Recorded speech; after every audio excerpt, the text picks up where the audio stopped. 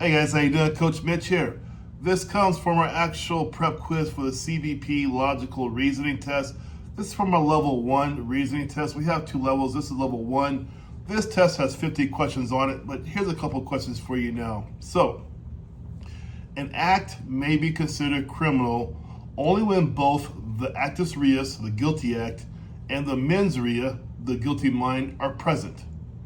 A person who performs a prohibited act without the intent may not be found guilty under any criminal statutes. However, some exceptions do exist.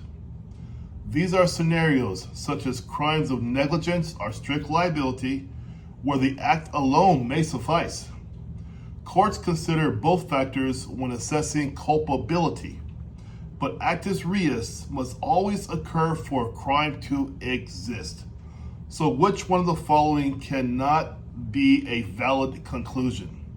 A guilty mind alone without a guilty act is not enough to convict. B, some crimes can be committed without intent. C, a criminal act must occur to satisfy legal definitions of crime. Or D, a person's thoughts alone can make them criminally liable. So which one of these cannot have a valid conclusion? If you said D, you're right. A person's thoughts alone cannot make them criminally liable. Let's keep on going. The U.S. Constitution guarantees due process under the 5th and 14th Amendment. This ensures fair procedures before a person is deprived of life, liberty, or property. It applies to both civil and criminal proceedings. However, due process does not mean all procedures are identical in every case. Courts have upheld variations based on context, such as emergency hearings or national security risk, as long as basic fairness, notice, and an opportunity to be heard are preserved. Which of the following has a valid conclusion? A, due process requires identical procedures in all legal cases. B, national security threats can justify some due process flexibility. C, due process applies only to criminal cases. Or D, courts must hold full trials before any penalty is applied. A, B, C, or D. If you said B, nice job, you guys.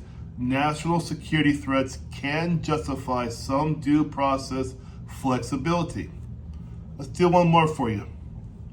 Affirmative defenses shift the burden of proof to the defendant to show legal justification or excuse. Common examples include self-defense, insanity, and duress. These do not deny the act but argue it was legally permissible under the circumstances. Jurisdictions differ on how these defenses are evaluated. Some require a preponderance of evidence, while others only require raising reasonable doubt. The success of the defense depends heavily on the specific facts and legal standards applied. So, which of these has a valid conclusion? A, affirmative defenses deny that the defendant committed the act. B, affirmative defenses always succeed if raised. C, affirmative defenses admit the act but justify or excuse it. D, affirmative defenses are evaluated the same way in every state. A, B, C, or D. If you said C, you're right. Affirmative defenses admit the act but justify or excuse it. Now, these are 3 questions from our prep test for you down below, guys. No, it's not a guaranteed exact questions like the actual exam. This is to prep your mind for the logical reasoning and what they're going to ask you in the test. It's just a prep to prepare you for what's coming your way.